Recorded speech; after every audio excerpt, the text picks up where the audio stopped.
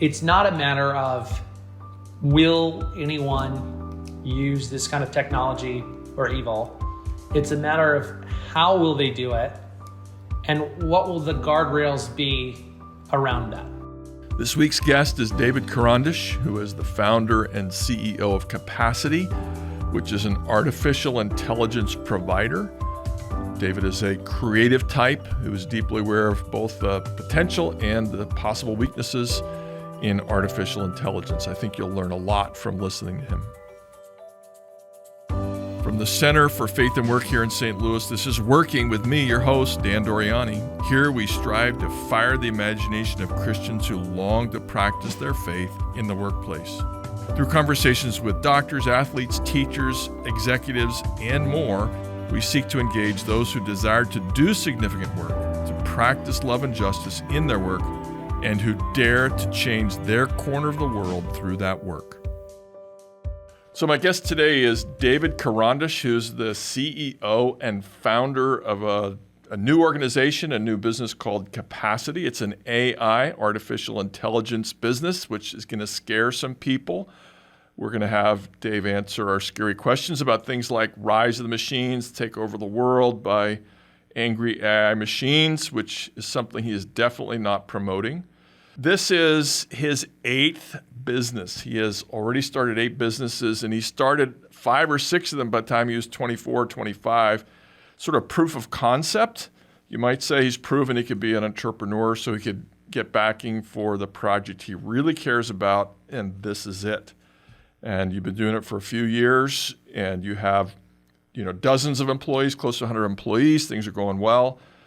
Great to have you, Dave. Just tell us a word about what you do Monday to Friday.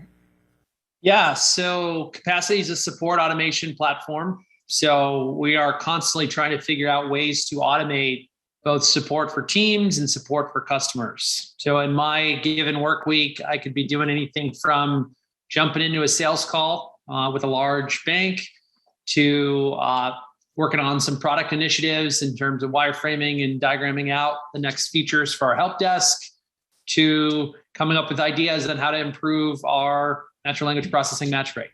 Yeah, that sounds good.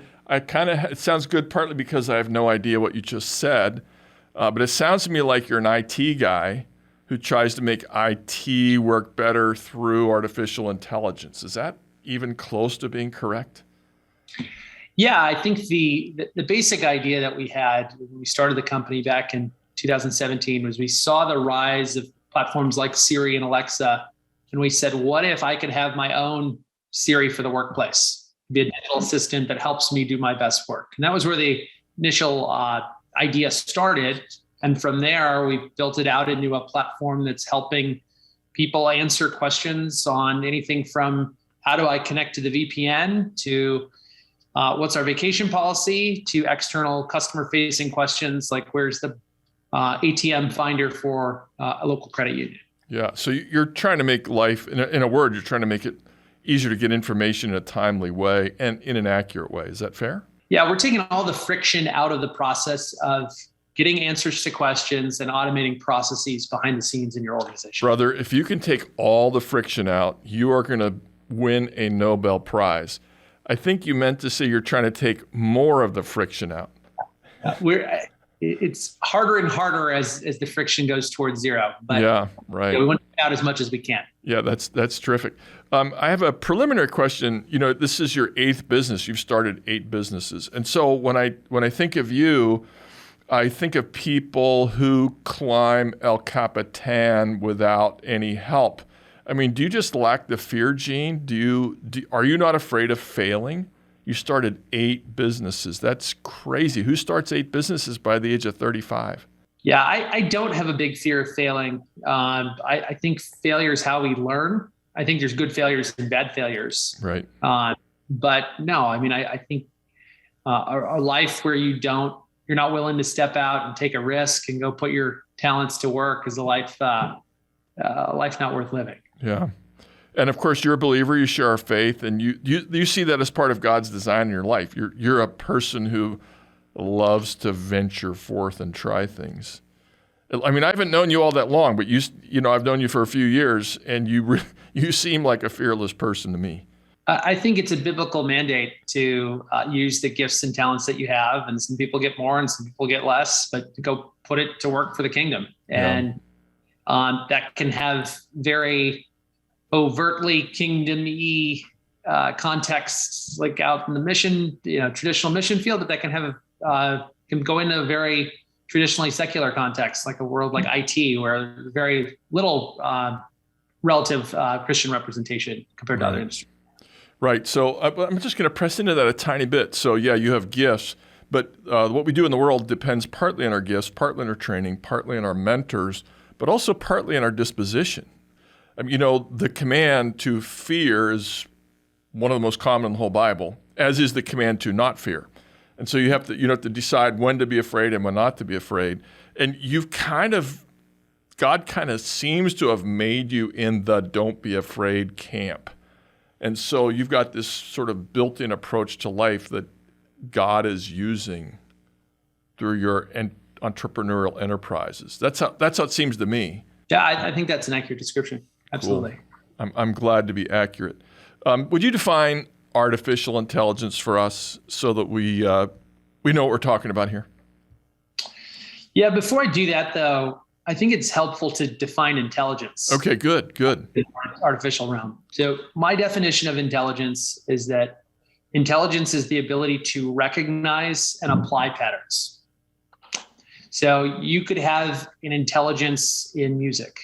You could have an intelligence in math. You could have intelligence in business. One of my favorite very quick stories, you have a sports intelligence. They talk about how LeBron James, when facing the Chicago Bulls a few years ago, was calling the plays of the other team and telling the other team the guy was stepping in the wrong place and he needed to move because he wasn't running his play right. So you could have intelligence in all these different contexts, recognizing and applying patterns. So artificial intelligence is taking that concept and applying patterns to things that typically would have required a human level intellect to do previously, but going out and applying it that way. Yeah, that's good. Recognizing patterns, making use of patterns to recognizing and applying. The application part is key to the definition. Yeah, that's good. And so, of course, then it takes drudgery out of things. So a lot of people are afraid of artificial intelligence.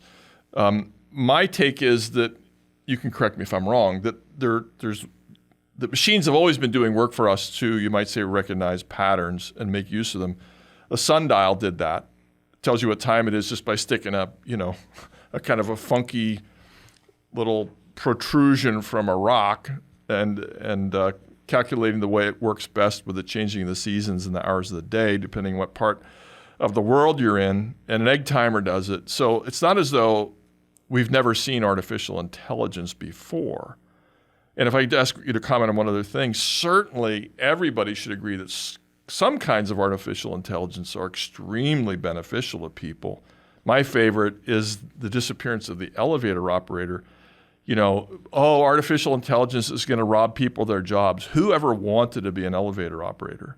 Right. To stand on your feet and press buttons for 8 hours a day, never going outside in stale air. So our AI certainly helps us in many ways. The irony is I sit in my chair and press buttons all day. So maybe your story is full circle, but no, I get you. Go ahead, comment on though. Have we always had AI to some extent, or at least machines doing things in our place? Yes, no? Yeah, I mean, I love it. Is it the Clark quote that any sufficiently advanced technology is indistinguishable from magic? Right. So part of it is that our bar for what passes as AI is constantly moving. If you took 2008 Siri and you tried to use it today, you'd be like, this thing's terrible. It doesn't work. If you took 2008 Siri and gave it to somebody in 1980, they'd be like, this is unbelievable. I can't believe you were able to create this, right? So our bar is constantly moving for sure. But I think that people have a fear of a type of AI that they see in the movies of robots coming in and taking over and Terminators and things like that. And there is a place to have that discussion. But I think we as a society are going to be much more likely to run into a seemingly benign form of AI that actually has a much bigger consequence. And that's that the algorithms themselves aren't biased. It's the training data that you feed them on. So I'll give a simple example of this. There's a group called ImageNet that's categorized 3 million images around the globe. And they run these competitions each year to see who can do a better job of automatically detecting things. So they had competitions to detect the difference between a lion and a tiger and a puma and a cheetah. And they went and they ran this on dogs. And it was doing great until they tried to determine the difference between a dog and a wolf, but kept classifying all these dogs as wolves. And they couldn't figure out for the darndest reason why that was happening. So when they went and reviewed the data, it turned out that all the training data of the wolves was done with snow in the background. So if you put your dog in Colorado on a snowy mountain, even though the dog was a German Shepherd or a Beagle, the AI didn't know that the snow wasn't the important factor, and it looked at the snow and said, "Hey, this must be a wolf." The reason I tell that story isn't that people set out to put out a biased algorithm. It's that when they fed the training data in, the training data happened to be biased toward wolves in the snow. And when they fixed the training data, all of a sudden the AI was working well. Well, you go apply that in the workplace. If your training data from which you're building your AI is even unintentionally biased, you can end up with results that you're not expecting or not wanting. And I think that's a much bigger risk than the risk of robots taking over, at least in the midterm. In the midterm, every time you say that, you scare me. But we'll come to that in a little bit. In other words, we're good for 10 more years, and then we're in trouble. So I'm glad we have people like you in the industry. Let me just go back to another really well-known social phenomenon. I really appreciate the point you're making of unintended consequences, basically, and we might say unintended, no malice kinds of flaws that occur. People are worried about artificial intelligence costing people their jobs. Elevator operator is simple. Driver is probably the number one job for males in America and North America and Europe and many other places, which includes cars, trucks, planes, forklifts, you name it. And if that all becomes automated, we could have massive social dislocation. A lot of people need to have a job so they feel their life is meaningful. And that is possible, is it not? There will be a big dislocation in the job market. But I think what we miss out on when we're having this discussion oftentimes as a society is that there are different domains that have different standards of excellence. I played for a very, very brief time. I played a little bit of t-ball in Little League when I was a kid. Right? If you batted 300 as a baseball player, that's pretty darn good, right? As a pilot, if you land 99% of the time, you're going to kill hundreds of people. Right. So depending on the domain, you have some domains where you need baseball player level accuracy, and other domains you need pilot level accuracy. So one of the challenges we have with self-driving cars is getting to the proverbial last mile where the AI can make the right decision under non-ideal conditions, like our road nearby where I live just got repaved and all the lane markers just got moved. Right?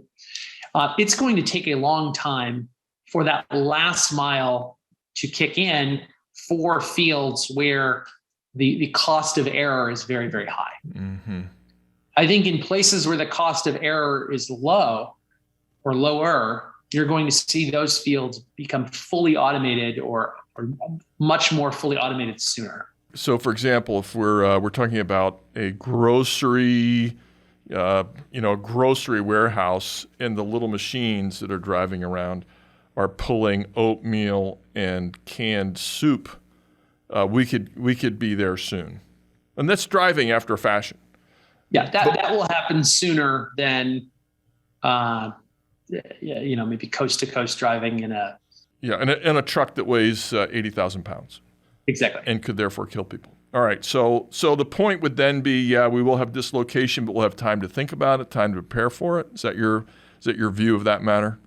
I think we're going to have time to prepare for it. I think we also, though, we also haven't talked enough about what are the new replacement jobs that are going to come in that don't necessarily require, even a 4-year degree sort of thing. The reason why driving is so appealing is that a lot of people can get into a driving type job without having a 4-year degree, without, maybe you need to go to a driving school, but not commit multiple years of your life to getting there.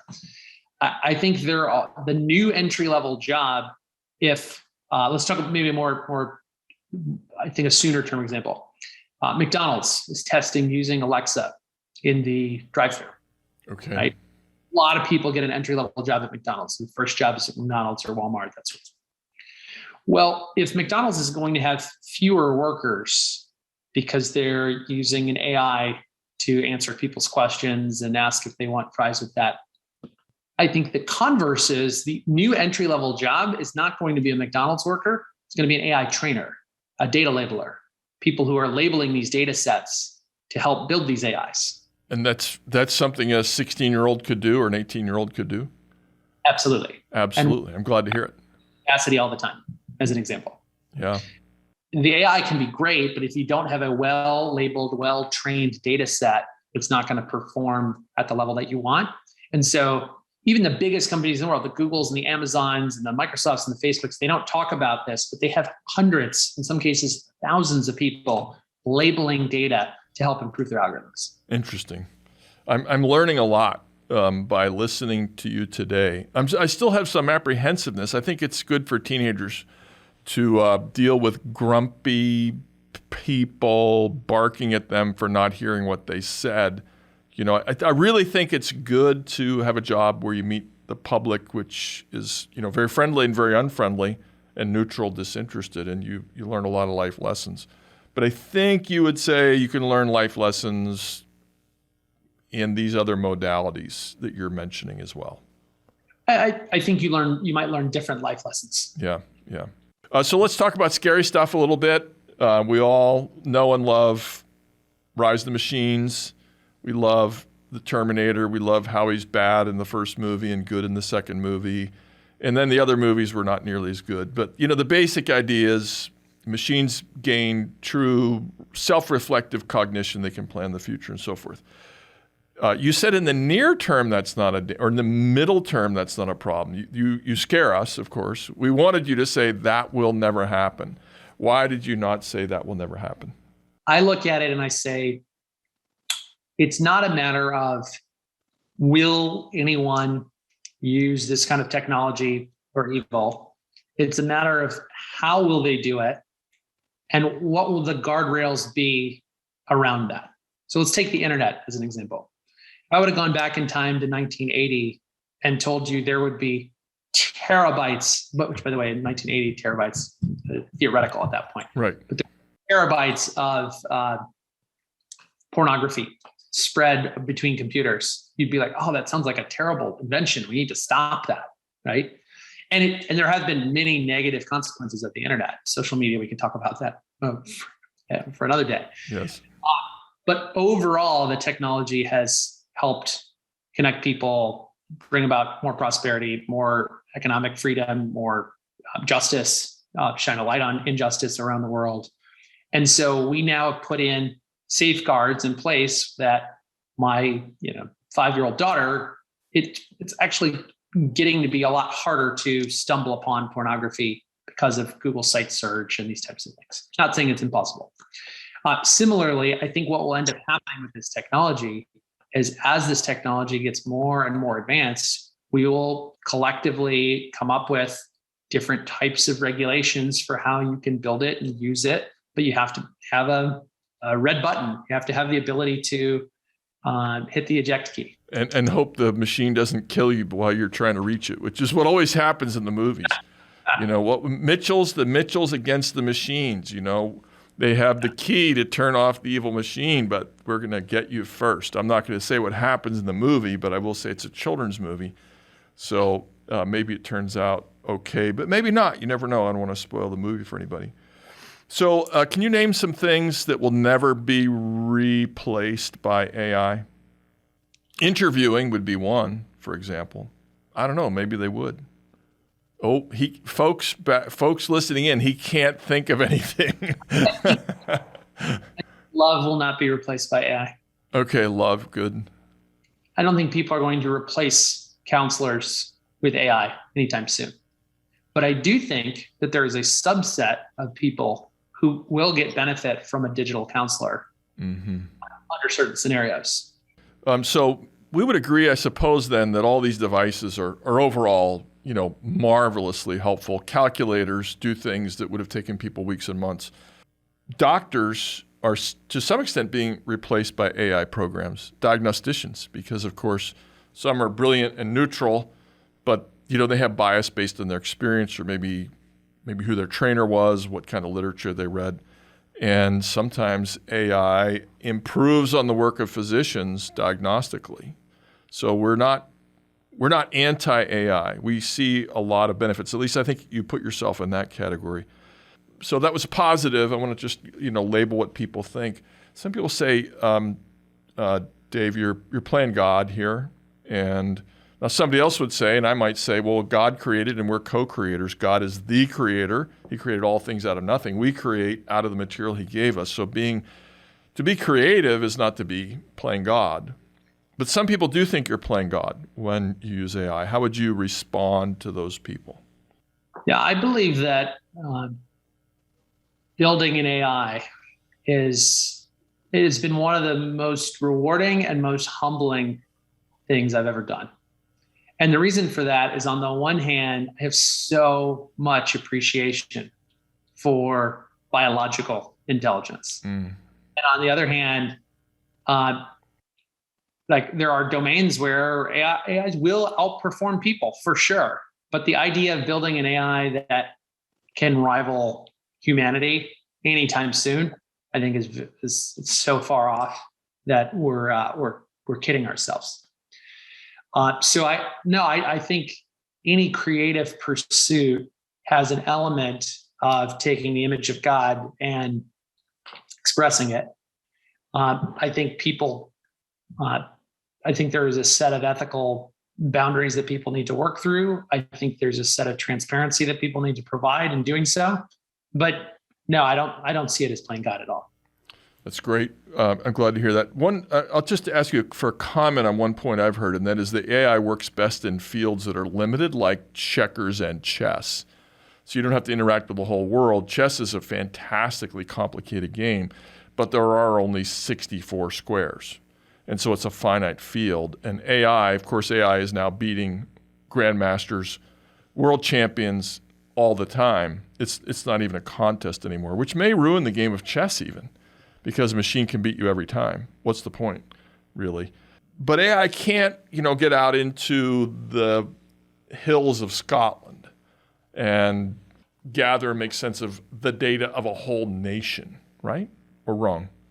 If we go back to the definition of intelligence as recognizing and applying these patterns, I think, yes, AI will do better, faster in areas that have simpler patterns to pick up. I think that's a fair statement for sure. But AI right now is helping people write better emails. If you use Gmail's autocomplete and you type in house and it before you hit going, that's AI. And we write trillions of different combinations of words in email, but the patterns that it's able to pick up and recognize helps you write a faster email. AI is injected directly into my Netflix queue. So it knows that I like nature documentaries and I like sci-fi films. And it even knows erroneously that my wife has been watching The Great British Bake Off. And it's adding suggestions for that because she did that on my account, not hers, which is totally against our marriage covenant. But my point though is just that AI is injecting itself everywhere, not just in the world of games. Right. My favorite aspect of AI not being all that great is the fact that on Facebook, I'm proposed that I should watch videos about car accidents in Siberia all the time. That's all it ever offers me is car wrecks in Asia. And I have no idea why. For a while, they were sending me advertisements about knives for close quarters fighting. I have no interest in that whatsoever. I don't know. Maybe somebody's logging into my account. So my fear of omniscience for AI is a little bit remote. But hey, we at the end of our time, we ask a few questions. We ask some rapid fire questions, and I might have forgotten to send them to you. So the idea is give us 1 minute of your time, give us a quick off the cuff thing. Number one, if you were talking to a novice in your field, an enthusiastic novice, what would you say to them about AI? Yeah, 1 minute, you're on the elevator. AI is picking up patterns that we've historically only people could see. And if you want to learn more about that, we've got a nonprofit called prepare.ai, where we put together conferences and meetups so people can learn and join the AI revolution. That's great. I appreciate you giving us a concrete resource. Every job has glory. Every job has the garbage detail. What is the part of your job you don't like? How do you take out the garbage at your firm? The hardest part of my job is that I have to keep 1 foot securely planted in the realities of today, and then 1 foot securely planted in where we want our platform to go, and do that without getting the splits. And so the stuff we're building right now, some of that is stuff I dreamed up 4 years ago, and it's just now starting to come to fruition. The time it takes to build a great platform is the hardest part of my job. I hear that. As an author, I can sketch a book in my head, and it's published 8 years later. And it's, same thing. Obviously, I'm not making progress the way you are. Although I do have to say that I'm a better writer than my AI helpers are. Like, do you want to use that word? Yes, I do want to use that word. Are you sure you want to put a comma there? Yes, I do want to put a comma there. Anyway, that's a side point. All right, next question. If you could do something else for a year, money were no object, practicality were no object, what would you do that's different? It doesn't have to be different. If you want to say for next year, I want to keep doing AI, you're allowed to say that. But I hope you give me something very different. What would you do for a year? Filmmaking. Filmmaking, why would you do that? I just love the power of cinema to communicate ideas in a relatively short period of time. Do you see a similarity between cinema and AI? Yeah, I think there are a lot of parallels there. Creating new worlds, exposing people to things that that maybe wasn't on their radar, pushing boundaries in a good way. That's great. I have one more question I ask everybody, but I'm going to ask it differently for you. Partly because I see the artwork behind your head of your children and what they've been putting, and you've got it on the wall behind you there. So what I usually say is, what do people not understand about what you do? What I'm going to ask you is, how do you explain the work you do, the work Daddy does, to your kids? I don't know I can't remember exactly how old they are, but let's say, intelligent 7 or 8 year old. How would you describe AI? So to my 4-year-old, it's Okay. Daddy builds robots. Okay. A simple description. To my 9-year-old, she's actually building her own bot. So I don't have to explain it. She's got her own Christiana bot, and it's got questions, and she's got guided conversations for how it can respond in different scenarios. And so, yeah, I have her actually trying to build her own AI. Is she going to work for you someday? Is she going to be your boss someday? She would be a great boss, but she would love to go into Broadway one day. So, well, wouldn't we all? Hey, Dave, it's been great to be with you today. This has been a very informative discussion about a field that most of us have a lot of questions. We have a few concepts that are right, some that are wrong. I want to give you one chance before we sign off. Would you like to correct any mistake people have about AI before we go? The biggest mistake I would throw out is people not spending more time learning about the field, embracing the field, and jumping in, because it is going to make the internet look like crumbs compared to a buffet. Okay, that's awesome. I love to talk to a man who loves his work. And it's quite clear that you do that. And I'm going to stay in touch with you and see what's up in your world of AI. Thanks again for being with us today. Thanks for having me. Working with Dan Doriani is a production of the Center for Faith and Work St. Louis. We seek to promote faithfulness in the workplace, in education, in discipleship, and in the stories of believers who've applied their faith at work. If you've enjoyed this podcast, please subscribe and rate us on your preferred podcast platform. You can visit our website at faithandworkstl.org. There you can subscribe to our podcast, sign up for our newsletter, learn more about Faith and Work cohorts, leave us a message, and more. You can also follow us on Facebook and Instagram at Faith and Work STL, and find the video version of this show on our YouTube channel. All these links are available in the podcast show notes and on our website. Thanks for listening.